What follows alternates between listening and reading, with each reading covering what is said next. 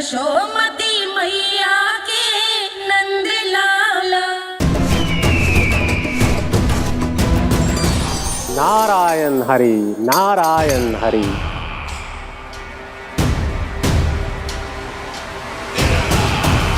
प्रणाम देवर्षि।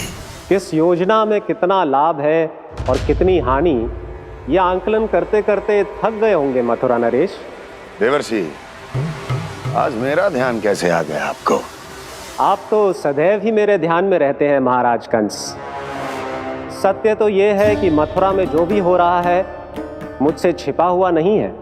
मैं जानता हूं कि आप किसी भी असुर को वृंदावन क्यों ना भेजें, और वो असुर कितना भी शक्तिशाली क्यों ना हो, कृष्ण का सामना नहीं कर पाता।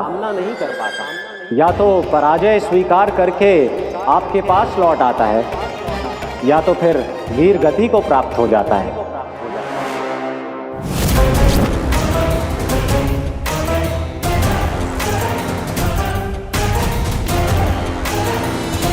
वाह, मुझे मेरी असफलताएं स्मरण कराने आए हैं, मेरे घाव को खुरेदने आए हैं, उन पे नमक छिड़कने आए हैं। मित्र को शत्रु समझने की भूल मत कीजिए महाराज कंस। मैं तो आपकी सहायता करने आया हूं। हाँ, और मेरी सहायता। कृष्ण विष्णु अवतार है, आप विष्णु के भक्त हैं। मैं हूं विष्णु द्रोही, फिर भी तो आपके आराध्य को हानि पहुंचाना चाहता है, उसकी सहायता करना चाहते हैं आप। क्या आप निश्चित रूप से कह सकते हैं कि आप ब्रह्मांड के सभी नियमों को अच्छी तरह समझते हैं? अवश्य। आपके लिए बस इतना ही जानना पर्याप्त होगा कि मैं जो कुछ भी कर रहा हूं उसके लिए मेरे व्यक्तिगत कारण हैं। मैं तो बस आपके हित में पिछली बार की तरह एक सुझाव लेके आया था, पर यदि आप मेरा सुझाव सुनना भी नहीं चाहते तो आपकी इच्छा। नारायण हरि, नारायण हरि। कारण चाहे जो हो, इनके पिछले सुझाव के कारण ही आज मेरे शत्रुओं की संख्या कम है। अन्यथा मैं देवकी के अन्य पुत्रों को भी जीवित छोड़ देता, और आज वो सब अपने भाई के साथ मिलकर उसकी शक्ति को अनेक गुना बढ़ा देते। ठहरिए देवर्षि।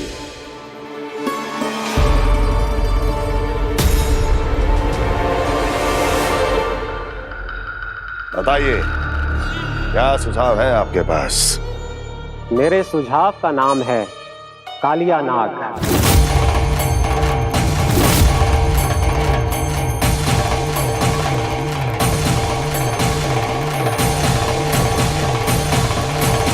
उसके विषय में मैं जानता हूं देवर्षि। तो समस्या ये है कि मैं स्वयं उससे मिलने नहीं जा सकता, उससे भेंट नहीं कर सकता। उस कृष्ण की हत्या के लिए उसको वृंदावन जाने के लिए तैयार नहीं कर सकता। तो मत जाइए उसके सामने, और ना उसे भेजिए कृष्ण के सामने। हर बार आप किसी न किसी असुर को अपने शत्रु के क्षेत्र में भेजते हैं, जहां शत्रु उसका सामना करने के लिए पूरी तरह से तैयार होता है और आपका असुर मारा जाता है। इस बार शत्रु को युद्ध स्थल चुनने का अवसर मत दीजिए महाराज। इस बार योजना का जाल ऐसे बुनिए कि कृष्ण स्वयं उसके पास जाने के लिए विवश हो जाए। कालिया नाग स्वयं काल है, मृत्यु का दूसरा नाम है। उसके विष का उपयोग अपने लाभ के लिए कीजिए महाराज। वैसे कालिया के विष की अधिकता का अनुमान तो होगा ही आपको।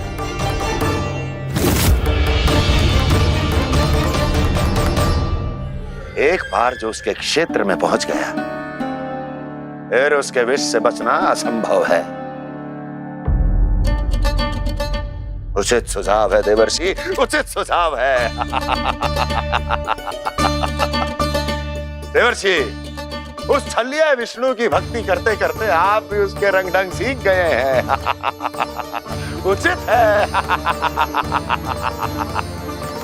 उचित है।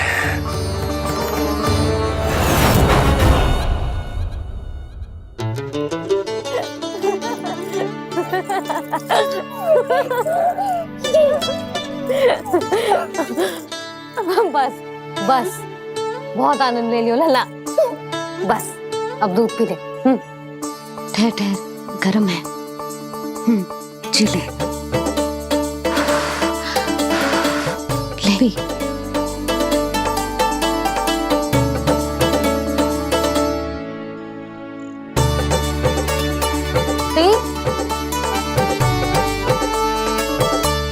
मैं ना होती तो ना जाने क्या होता तेरा।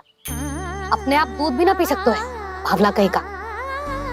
आपकी इस प्रेम के लिए तो मैं धरती पे आया हूँ मैया। मैं भी यही सोच रहा हूँ यशोदा कि तुम ना होती तो मेरा क्या होता। इसी बात पे थोड़ा दूध और कजू खाने को दे दो। अरे मैं तो भूल ही गई। तनिक ठहर जाओ जी, जे दूध पी लेना तो आपके लिए भी कछु ले आती।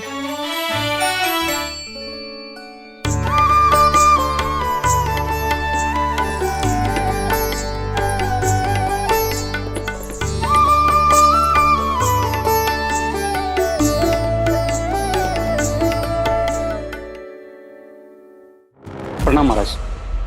आपकी आज्ञा के अनुसार बिल्कुल वैसा ही पत्र तैयार किया है जैसा आप चाहते थे।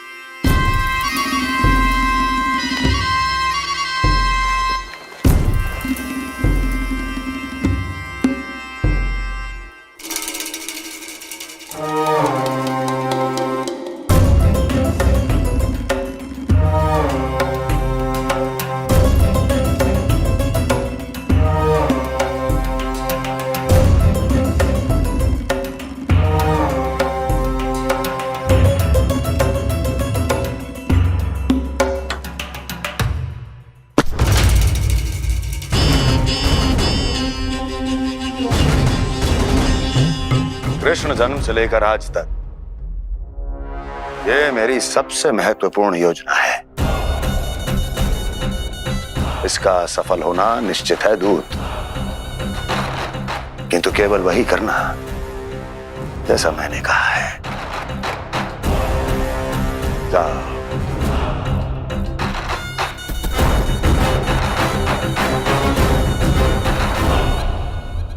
कान्हा,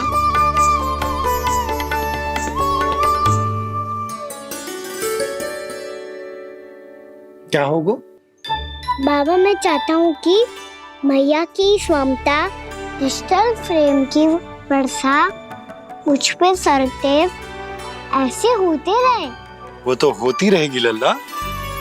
अपने लल्ला के लिए किसी मैया का प्रेम कभी कम हो सकता है भला? नंदराज, वो मथुरा से एक दूत आयो है महाराज कंस का राजपत्र लेके।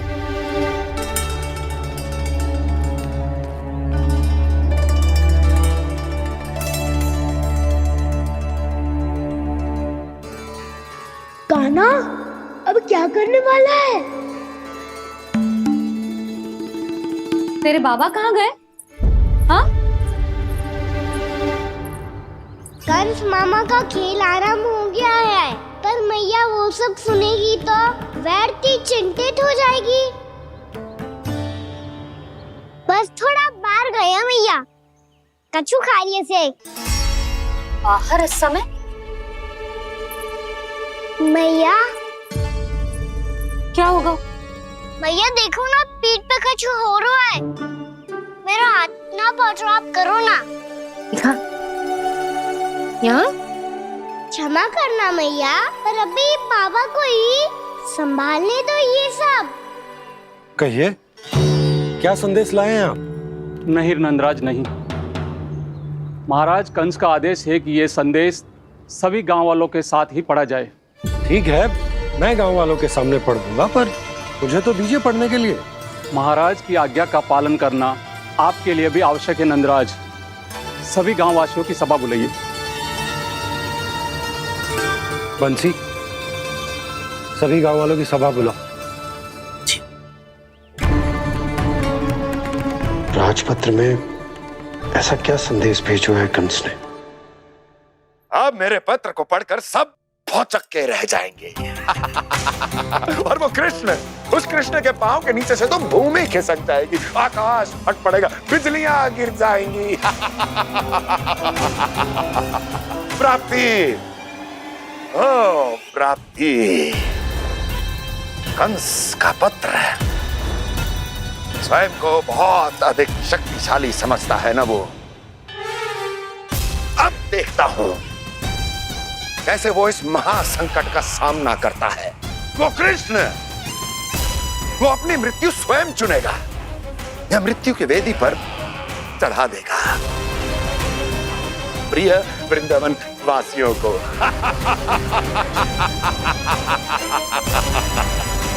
अब आएगा आनंद प्राप्ति, अब आएगा आनंद। सबको इकट्ठा करवा के ही पढ़वाएगो। अवश्य ही कोई विशेष संदेश दिया होगा कंस ने। मैं भी यही सोच रही हूँ सुलक्षणा जी, कछु ना कछु तो विशेष है, पर जे हो क्या सकता है? हाँ, बात तो सही है। ऐसा कहाँ हो सकता है? सभी गांव वासियों के सामने कहा जाए, कछु तो विशेष अवश्य लग रहा है। बाहर तक कोलाहल क्यों हो रहा है? मैया, मैया, अब क्या होगा? मैया देखो ना, सर पे कछु हो रहा है। लल्ला, नारायण ने तुझे हाथ दिए हैं ना? पीठ की बात अन्य थी। अपने सिर की सेवा स्वयं कर। सर पे तो हाथ पहुंच रहा है ना?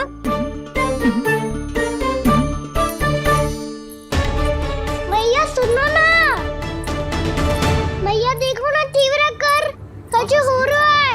मैया देखो ना, तीव्र कछु हो रहा है।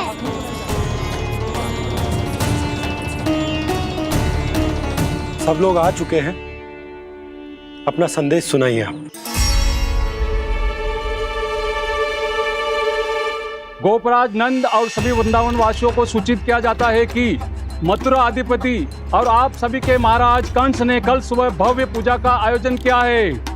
इसके लिए राज्य को वृंदावन के क्षेत्र के निकट यमुना नदी के मध्य में खिलने वाले 1 कोटि कमल के पुष्पों की आवश्यकता है। इसीलिए आप सभी को यह आदेश दिया जाता है कि ये सभी कमल के पुष्प प्रथम पहर से पहले राजसभा में पहुंचा दिए जाए। तो सारे वो भी प्रथम पहर से पहले कैसे हो सकते हैं? यदि आप ऐसा करने में असफल रहे तो इसे राज आज्ञा का उल्लंघन माना जाएगा और राजद्रोह के आरोप में आप सभी को कड़े से कड़ा दंड दिया जाएगा।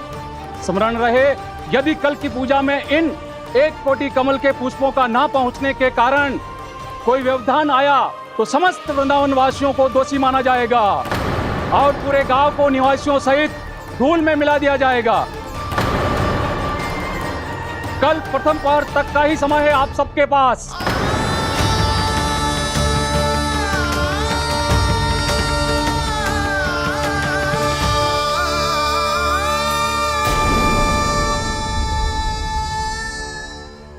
कमल पुष्प, वो भी कल प्रथम प्रहर में? ऐसे कैसे संभव है? और कोई साधारण पुष्प ना, यमुना नदी के मध्य खिलने वाले विशेष कमल के फूल चाहिए उन्हें। लेकिन यमुना नदी में तो कालिया नाग ने विष घोल के रखा है, तो फिर कैसे हो पाएगा? यह संभव है। हमारी मृत्यु का संदेश भेजा राजा कंस ने। सदैव की भांति इस समस्या पर भी गांव के बड़े ही विचार करेंगे। बालकों का यहाँ होना उचित ना है।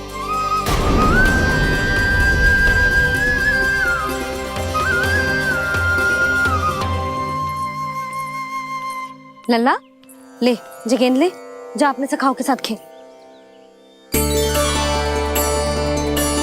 सुबह उज्जवल, मधुमंगल वसंता, देखो मैया ने क्या दिया है। चलो खेले, बहुत आनंद आएगा आज।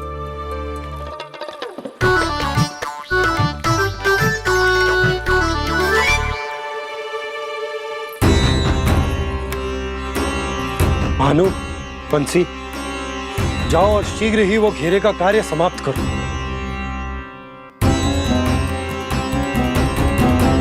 पर कछु ना कछु तो करना पड़ेगा ना। पर हम कर ही क्या सकते हैं? पुष्प लाने को और कोई उपाय है भी तो ना।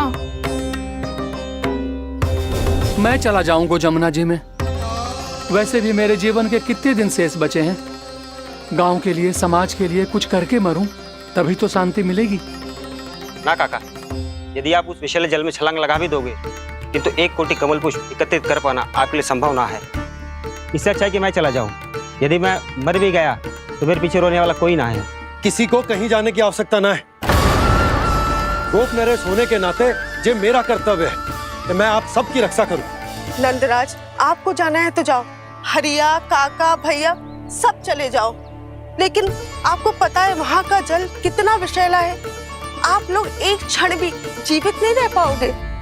फिर कैसे इकट्ठा करेंगे 1 कोटि कमल पुष्प? आप बात तो सही कह रही हैं शांति। उस दुष्ट कंस ने ऐसी मांग रख के हम सबको फंसा दिया।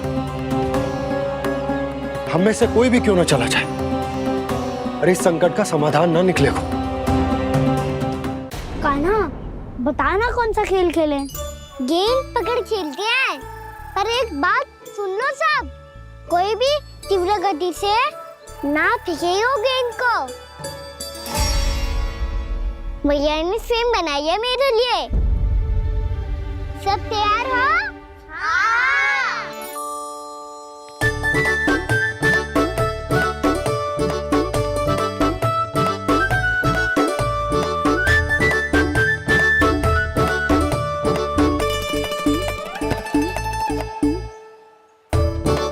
मुझे दो।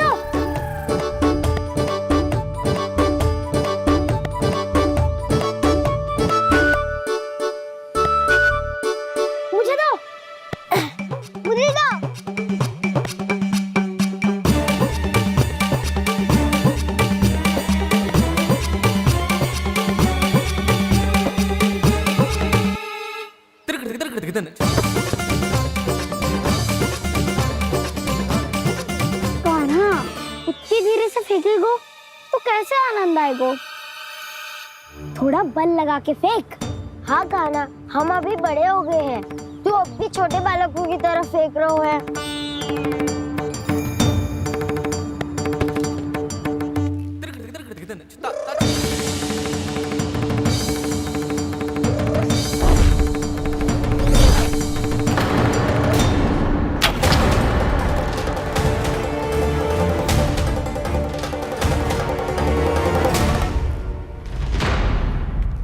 दीदी जी क्या करो कान्हा? गेंद तो डूब गई।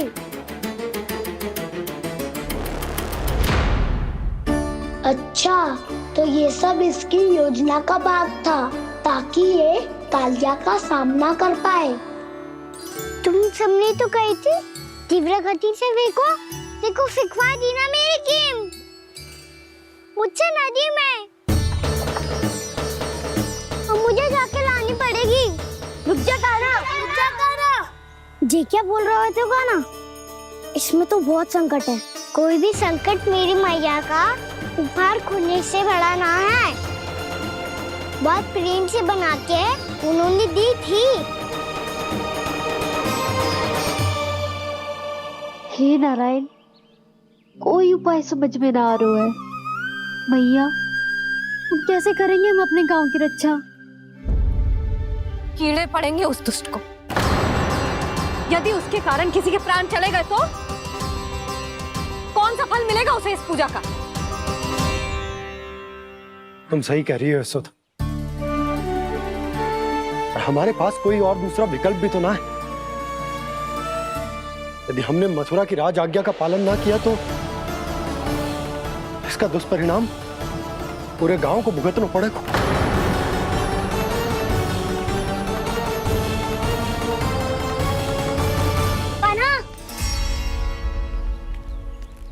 पता है कि तो भगवान है, दिव्य है, बहुत शक्ति है तुझमें। पर फिर भी हम तुझे विषैले जल में ना जाने दे सकते। कुछ होगा तो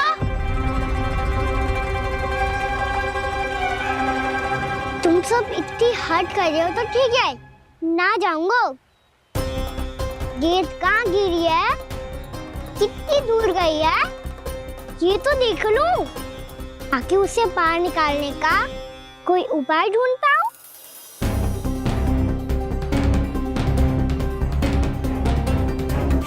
हाँ।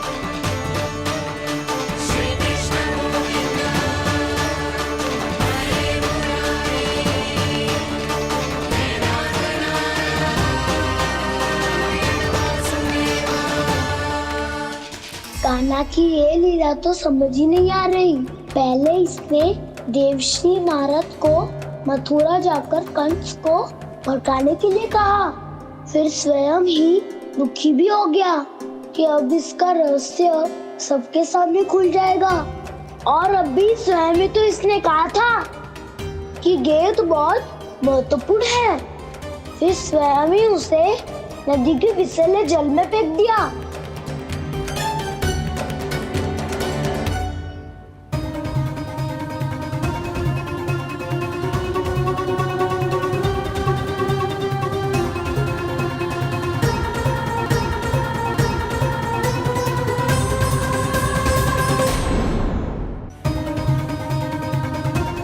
कान्हा, तू ऊपर क्यों चढ़ रहा है? अरे ऊंचाई से देखूंगा तभी तो गेंद दिखेगी।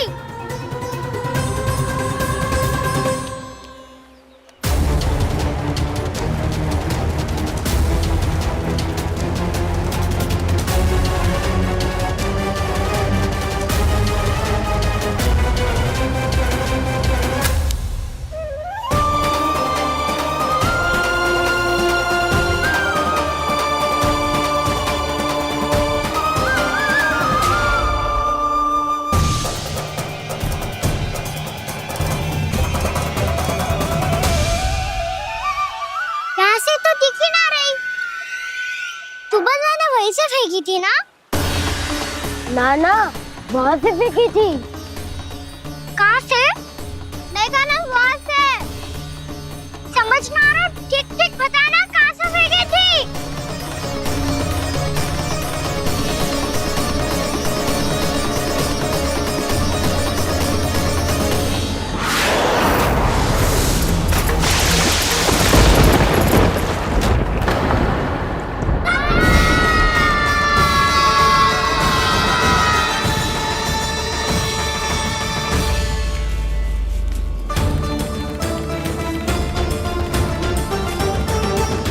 कालिया नाग के क्षेत्र में जाकर कोई भी जीवित वापस ना लौट सको।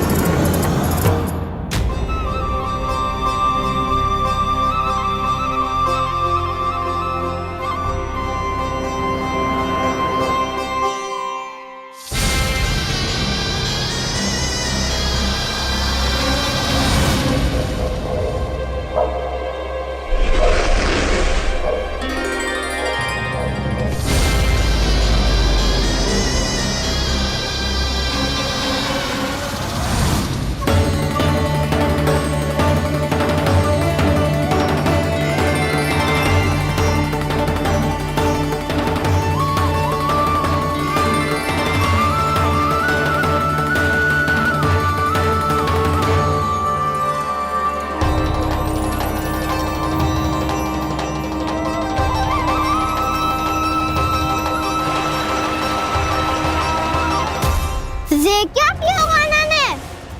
कालिया नाग तो उसे देखते ही निकल जाएगा।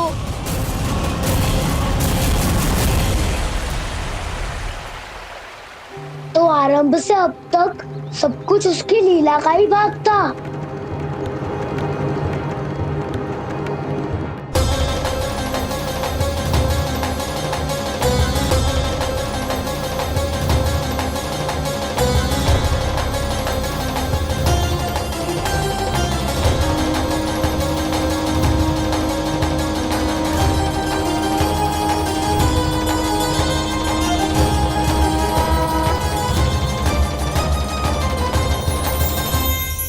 इतना सुंदर रूप, मन मोहने वाली मुस्कान, अद्भुत तेज और भगवान जैसी दिव्यता, कौन हो तुम?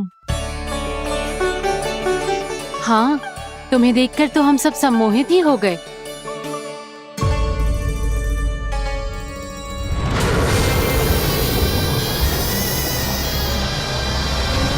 तुम जो भी हो बालक, वापस लौट जाओ।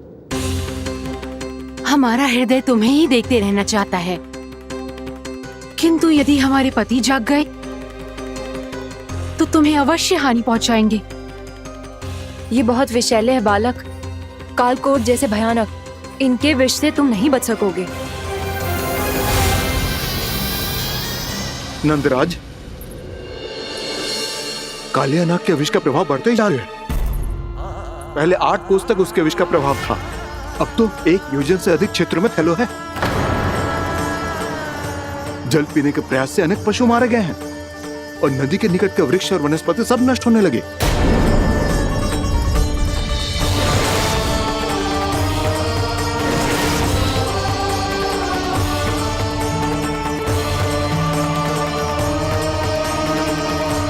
इनके विष की तीव्रता इतनी अधिक है बालक कि इनके संपर्क में आने वाले को तड़पने का भी अवसर नहीं मिलता। इनके विष की अग्नि क्षण भर से भी कम समय में प्राणवायु को जलाकर राख कर देती है।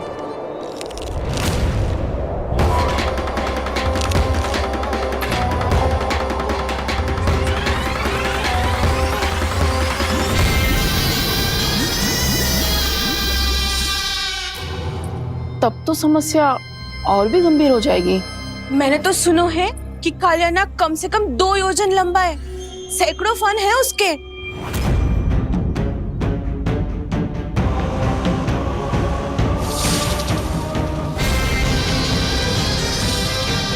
इसका अर्थ तो ये है कि हम दोनों ओर से फंस गए। एक और कंस को 1 कोटि कमल पुष्प देने जो कि कालिया नाग के क्षेत्र में पड़ते हैं, और दूसरी ओर उस कालिया नाग का विष यमुना जी के क्षेत्र में बढ़ता ही जा रहा। इसके कारण हम ही नहीं, निर्दोष पशु पक्षी भी संकट में। इन दोनों समस्याओं का एक ही समाधान है, उस कालिया नाग का सामना करना। और ये ना समझ आ रहा कि हम ये करेंगे कैसे, क्योंकि ये बात साधारण मनुष्य के बस की ना है। हमारे लिए ये असंभव है।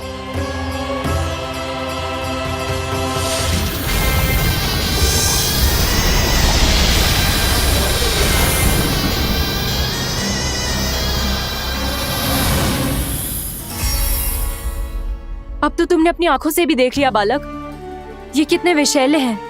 नींद में भी विष उगलते हैं। इससे पहले कि तुम्हें कुछ हो जाए, चले जाओ यहाँ से, मान लो हमारी बात। आप सब मुझे जानती भी नहीं और फिर भी मेरी इतनी चिंता कर रही हैं आप। माँ की ममता भेदभाव नहीं जानती। तुम भी किसी के पुत्र हो और हम सब भी माँ हैं। एक माँ को हर बालक में अपनी ही संतान दिखाई देती है, इसलिए हम तुमसे विनती करते हैं, वापस चले जाओ, बचा लो अपने प्राण। मेरी चिंता मत कीजिए, मुझे कुछ नहीं होगा। होगा, अनर्थ होगा यदि ये उठ गए तो।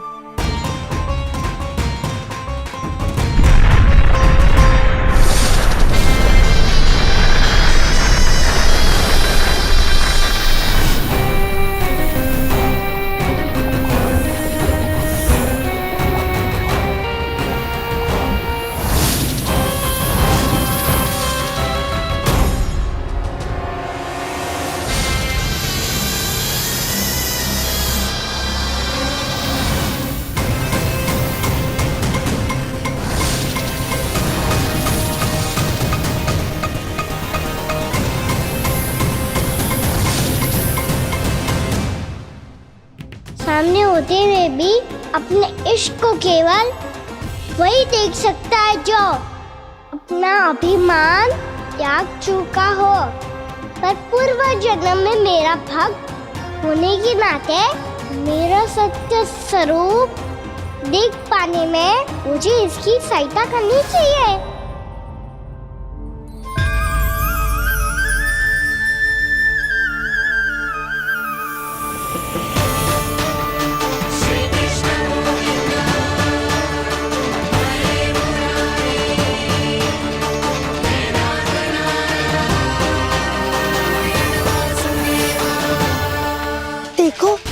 तुम्हारा छोटा सा काना कैसे डट के खड़ा हुआ है, इतने विशालकाय, इतने महाभयंकर सबके सामने।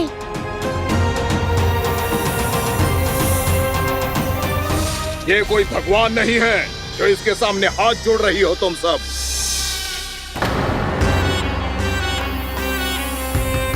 एक सामान्य साधारण बालक है ये, जो ये तक नहीं जानता कि इसके सामने है इसका काल, कालिया। तू कौन है बालक? मेरे इतने निकट आकर भी तू जीवित कैसे है? मेरी नहीं, अपनी चिंता करो कालिया। बहुत मनमानी कर ली तुमने। अब बस मैं तुम्हें रोकना हूँ। अब बस मैं तुम्हें रोकना हूँ। मैं तुम्हें रोकना हूँ। बित्ते भर का है तू, मेरे विष के बारे में जानता ही क्या है? और कहता है मुझे रोकने आया है। किससे? किससे रोकना चाहता है तू मुझे? मुझे क्रोध दिलाने की भूल मत कर बालक। अपनी फुंकार से ही तेरी इस मुस्कुराहट को अंतिम मुस्कुराहट बना सकता हूं मैं। शीघ्र बता, कौन है तू और किसने भेजा है तुझे? तुम्हें आवाज भी है कि अपनी पुकारों से तुम कितना विष मिल चुके हो। पवित्र यमुना नदी को कितना दूषित कर दिया तुमने। और यही नहीं, तुम्हारे कारण निकट के जीव जंतुओं, वृक्ष, वनस्पतियों सबको हानि पहुंच रही है। तो क्या? मुझे उससे क्या? मुझे है आपत्ति है मुझे तुम्हारी इस व्यवहार से, और इसीलिए तुम्हें यहाँ से जाना होगा। यहाँ से जाना होगा।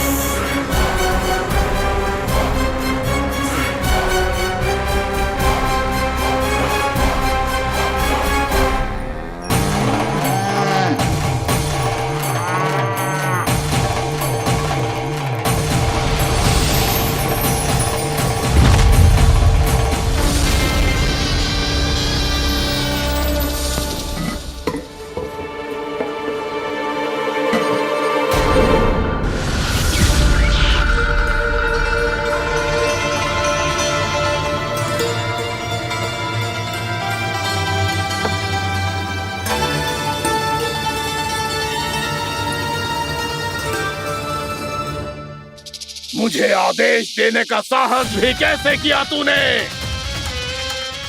इस क्षेत्र को मैंने अपना राज्य बनाया है। मेरा परिवार रहता है यहाँ, और तू मुझे यहाँ से जाने के लिए कह रहा है? हाँ, क्योंकि तुम्हारे यहाँ रहने के कारण अन्य जीवों को हानि हो रही है, और मैं ऐसा नहीं होने दे सकता। मैं तो बस वही कर रहा हूँ जो एक सर्प का स्वभाव है। विष फैलाना स्वाभाविक है मेरे लिए। इसलिए मुझे चुनौती मत दे बालक। चुनौती तो मैं दे चुका हूँ कालिया। अब तो बस तुम्हें स्वीकार करनी है।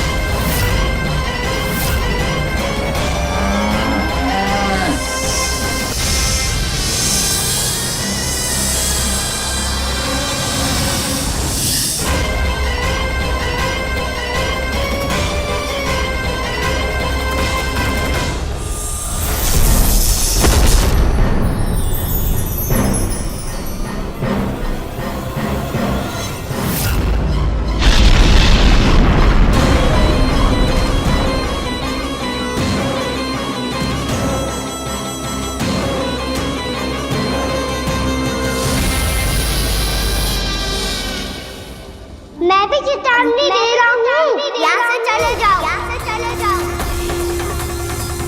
अपनी भूल को पहचानो कालिया, तुम जो कर रहे हो अनुचित है।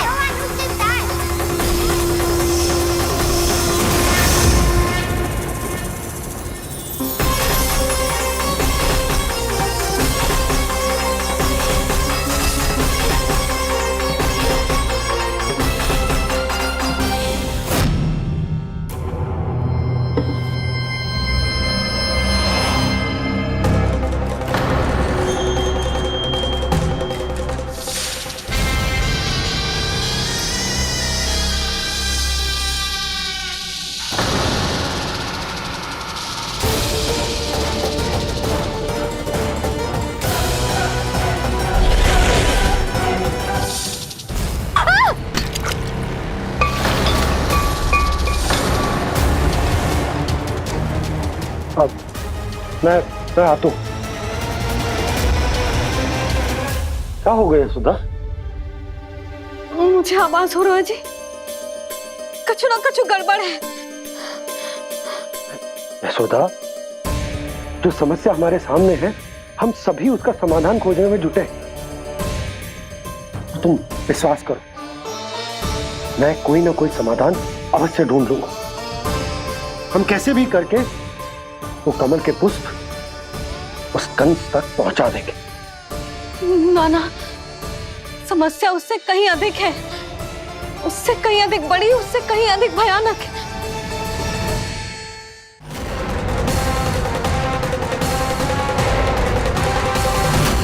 विस्की ये बूंद से ही सबके प्राण चले जाते हैं। इसने तो विस्की धारियां फेंके हुए खाना पे। कान्हा कैसे बच्चे को अधिक विष से? इसका विष तो क्या, ये सर स्वयं भी छू तक नहीं पाएगा हमारे कान्हा को।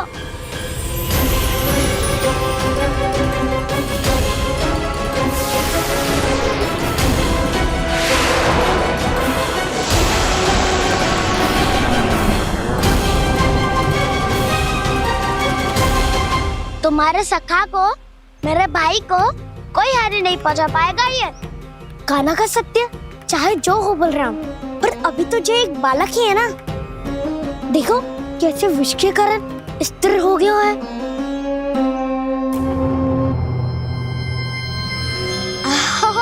हाउ सर्फ ने कितनी आसानी से अपनी पूंछ से बांध लिया है। मुझे यहाँ से भगाना चाहता था ना तू? अब मैं तुझे दिखाऊंगा अपना सामर्थ्य। ये मूर्ख किसे बांधना चाहता है अपनी पूंछ में? उन्हें जिनका विस्तार सारे ब्रह्मांड में है, या उन्हें जो स्वयं अनंत है? पर देवराज, प्रभु ऐसा करने ही क्यों दे रहे हैं कालिया को? आप सब भूल रहे हैं देवगण, कालिया पूर्व जन्म में प्रभु का बहुत बड़ा भक्त था। उसी भक्ति का फल मिल रहा है अब इसे। वैसे भी भक्तों के मन का भाव सबल हो तो भगवान तो सहज ही बंध जाते हैं।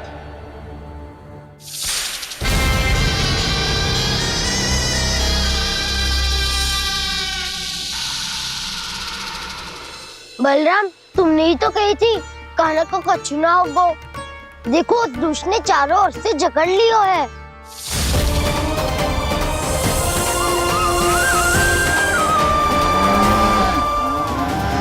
ये क्या कह रही हो तुम?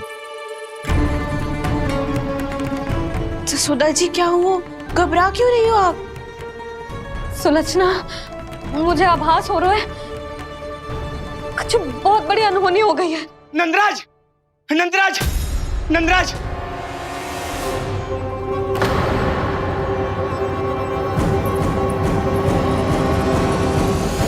नंदराज, कान्हा ने जमना नदी में छलांग लगा दी है। कान्हा ने जमना नदी में छलांग लगा दी है। कान्हा ने जमना नदी में छलांग लगा दी है। कान्हा जमना में कूद गया है।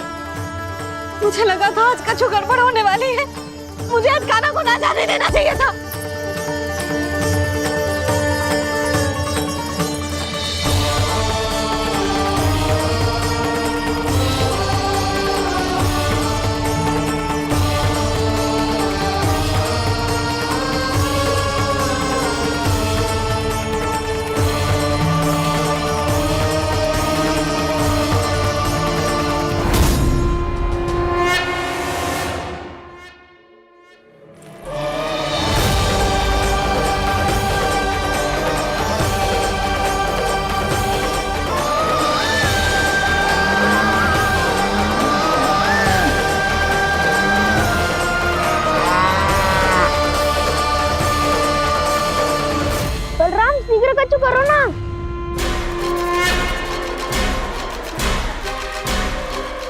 कुछ भी करो पर कान्हा को बचाओ। नाग बहुत भयंकर है, कान्हा अकेले ना संभाल पाएगा इसे।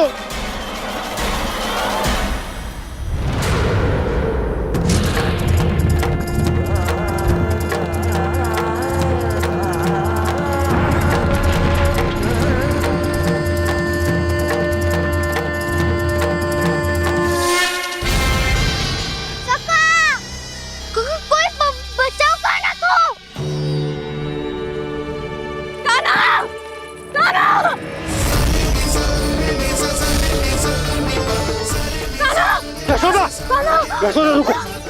छोड़ दो मुझे, छोड़ दो मुझे। जीजी संभालो, बावली हो गई क्या? जीजी संभालो। कान्हा, कान्हा।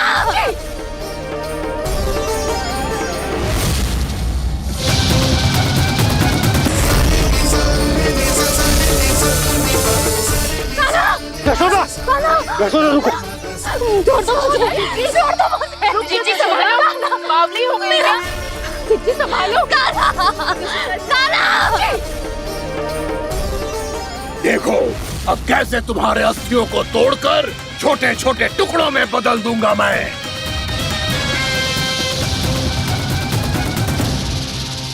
अगर जी आप जाओगी तो आप भी फंस जाओगी। अपने लल्ला के लिए मैं किसी भी संकट का सामना करने के लिए तैयार हूँ। छोड़ो ना यशोदा, हमें कोई और उपाय खोजना पड़ेगा। कोई और उपाय? आप देख ना रही मेरा कान्हा किस दशा में है। कान्हा मैया के वश में नहीं है, नहीं तो ये अपने लल्ला के लिए साक्षात काल का भी सामना कर ले। ये तो केवल कालिया नाग है। हे नागराज, आप मेरे प्राण ले लो पर कान्हा को छोड़ दो। ना नागराज, आप मेरे प्राण ले लो, मैं विरोध भी ना करूंगी। ना नागराज, आप मुझे मार दो पर मेरे कान्हा को छोड़ दो। ना ना ना ना नागराज, मेरे प्राण ले लो, हमारे कान्हा से क्या शत्रुता है आपकी? प्रभु के लिए जो प्रेम यशोदा मैया के हृदय में है, वही इन सभी गोपियों के हृदय में भी है।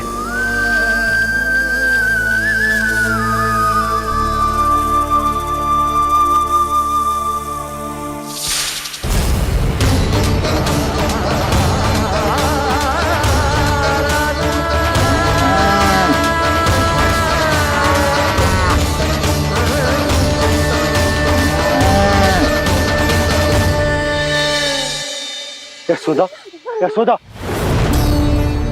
देखो इन गोपियों को, इन गैयाओं को, इन सब के मन में भी तुम्हारी भांति ही ममता भरी हुई।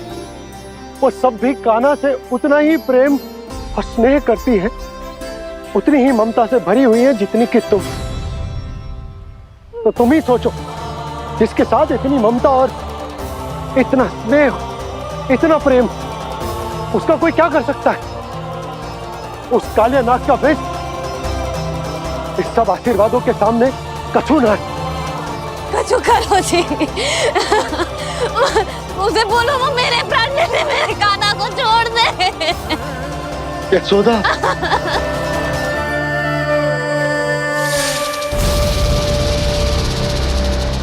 केवल इन्हीं में नहीं देवराज, नाग पत्नियों के हृदय में भी ममता का वही प्रेम उमड़ रहा है। देखिए। मैं आपके हाथ जोड़ती हूँ स्वामी, इस बालक को छोड़ दीजिए। ये अवश्य ही कोई दिव्य आत्मा है स्वामी। हम आपसे विनती करते हैं स्वामी, इस नन्हे बालक को हानि मत पहुंचाइए स्वामी। मेरी पत्नियां मेरे ही शत्रु के लिए विनती कर रही हैं। अब यदि इसके पक्ष में एक शब्द भी कहा तुम सबने, तो मैं इस बालक से पहले तुम सबके प्राण ले लूंगा। हो रहा प्रसन्न नाग कालिया, विजय को निश्चित जान।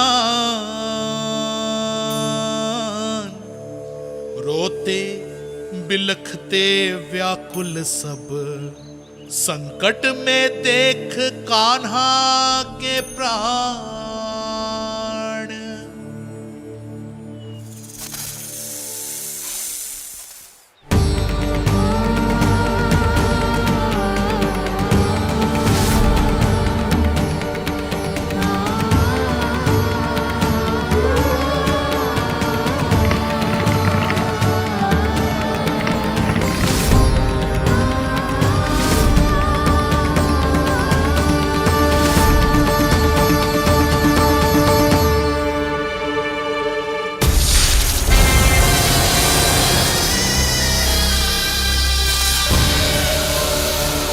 कुछ करो जी, मेरे लल्ला को बचा लो, कोई तो कुछ करो। जीजी संभालो जीजी ना। यशोदा, यशोदा तुम शांत हो जाओ, मैं कान्हा को वापस लेकर आऊंगा,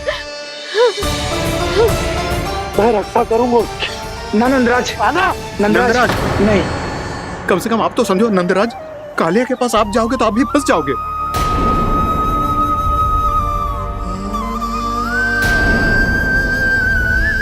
बलराम, तेरा भाई इतनी भीषण संकट में है और तुझे जरा भी दुख ना हो रहा?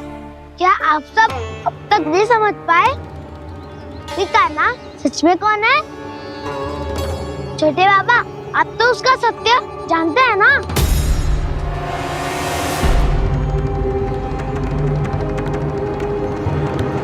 मानता हूँ कि आप सब कान्हा के रहस्य के बारे में नहीं जानते, पर क्या उसके जन्म से आज तक घटी एक से बढ़कर एक विचित्र घटनाओं को भी भूल गए हैं आप सब?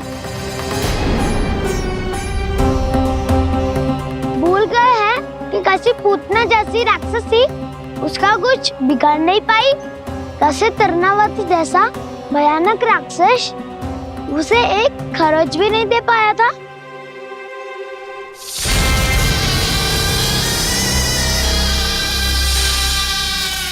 आप सबने अपनी आंखों से देखा था ना, बकासुर से कान्हा की रक्षा करने देवता स्वयं आए थे, पर सत्य तो ये है कि वो सभी देवता भी उस असुर के सामने असमर्थ हो गए थे। तब कान्हा ने बहुत ही आसानी से उस भयंकर असुर का वध किया था, एक ही बार में धराशायी कर दिया था उसे। तो आप सभी सोचिए, बार बार ऐसे असाधारण कार्य करने वाला बालक साधारण कैसे हो सकता है? अब तो आरंभ से ही सारा सत्य जानते हैं छोटे बाबा। रहस्य छुपाने में सदैव कान्हा की सहायता करते आए हैं आप, और आज आप स्वयं ही उसके सत्य को भूल रहे हैं। और तुम सब भी तो जानते हो कान्हा की शक्तियों के बारे में, तो क्या तनिक भी विश्वास ना है अपने सखा पे? बलराम, जे तू क्या कह रहा है? मैंने जो कहा उसका एक एक शब्द सत्य है छोटी माँ। यदि प्रभु की इच्छा हुई तभी कुछ ही क्षणों में सब कुछ अपनी आंखों से स्वयं अनुभव कर लेंगे आप।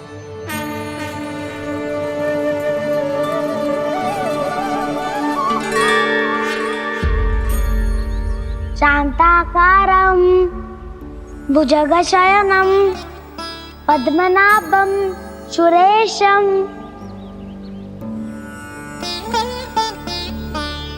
विश्वाधारं गगनसदृशं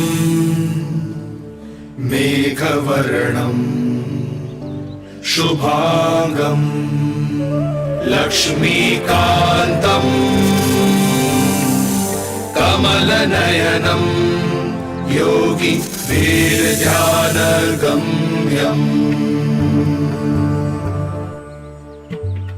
वन्दे विष्णुं भवभयहरं सर्वलोकैकनाथम्।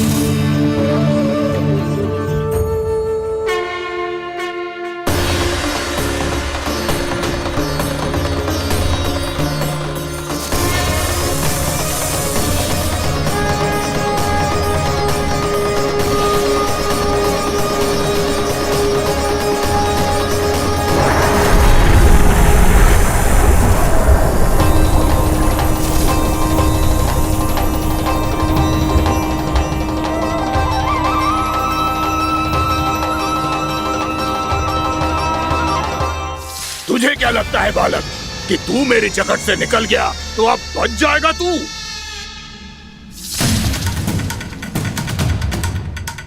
मेरे विष से अपनी प्राण रक्षा करने में सफल रहा, मेरी जकड़ से भी छूट गया, पर मेरे दंश से नहीं बच पाएगा।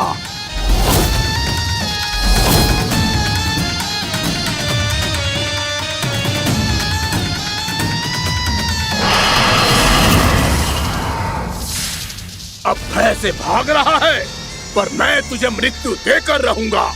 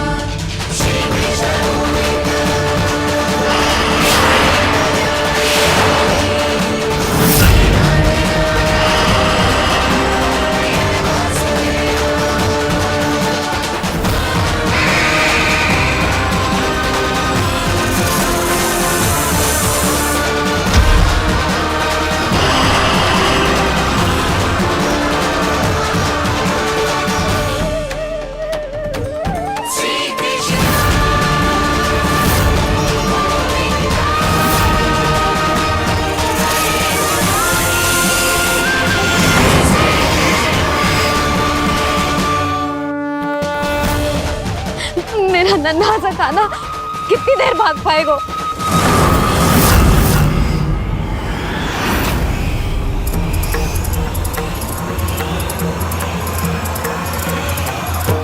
और कितनी प्रतीक्षा करोगे मेरी भक्त कालिया?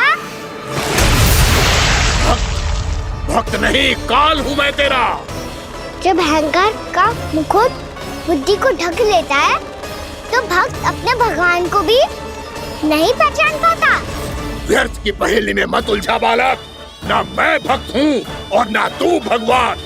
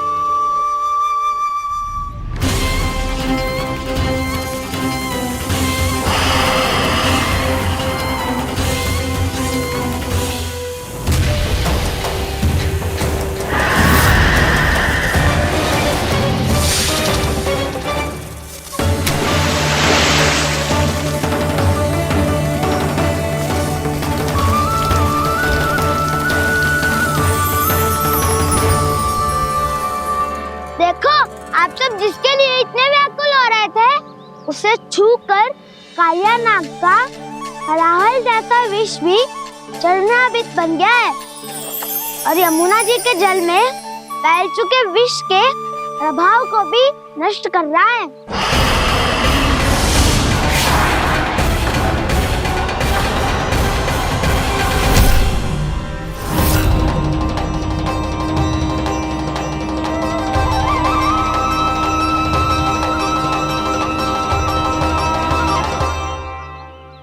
धर्म रक्षक अधर्म विनाशक प्रभु श्री कृष्ण का कौशल सचमुच अद्वितीय है। नारायण नारायण।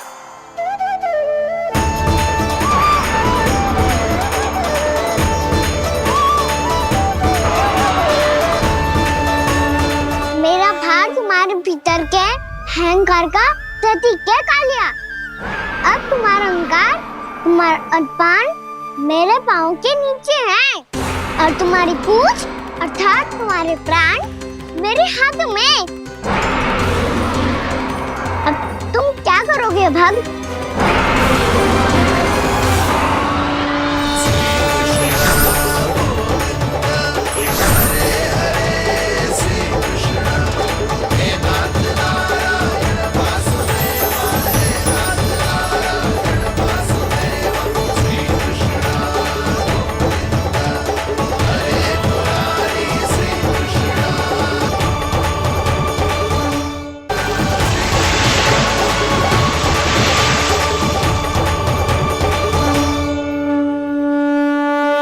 प्रभु, भले ये आपको पहचानने में असमर्थ हो, पर हम सब ने आपको पहचान लिया है।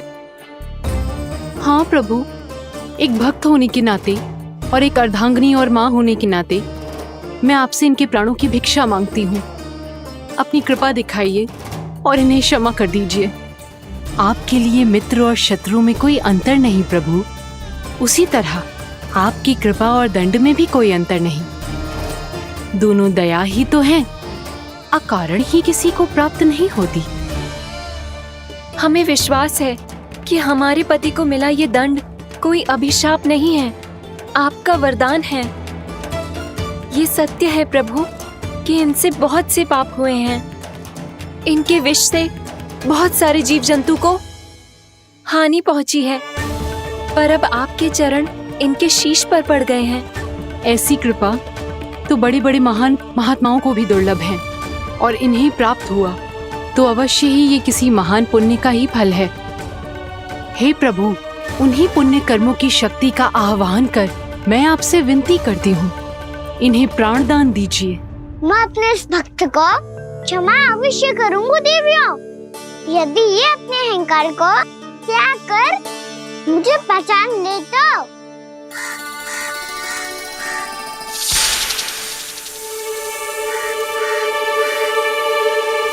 मैं तुम्हें श्राप देता हूँ, जितनी विषैली तुम्हारी जिह्वा है उतने ही विषैले सर्प बन जाओ तुम।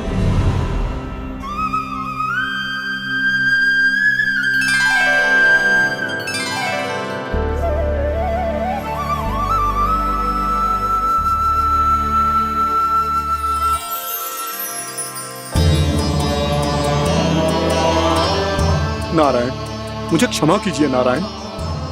मैं तो आपका परम भक्त था, किंतु मैं आपको पहचान नहीं सका। इसका दंड तो मुझे मिलना ही था, किंतु मैं अब प्रायश्चित करना चाहता हूं। इसके लिए यदि आप मेरे प्राण भी ले लेंगे तो भी मुझे कोई दुख नहीं होगा। मैं अपना जीवन, मृत्यु और अपना अस्तित्व सब कुछ आपको समर्पित करता हूं। मैं तुम्हारी क्रोध के कारण श्राप मिला, जिसे विशाल सर्प के रूप में तुम्हारा जन्म हुआ, और सर्प का तो स्वभाव है विष फैलाना। इसीलिए तुम्हें दंड नहीं दूंगा मैं। शेष सभी अपराधों का पश्चाताप कर लिया, इसीलिए मैं तुम्हें क्षमा करता हूँ कालिया।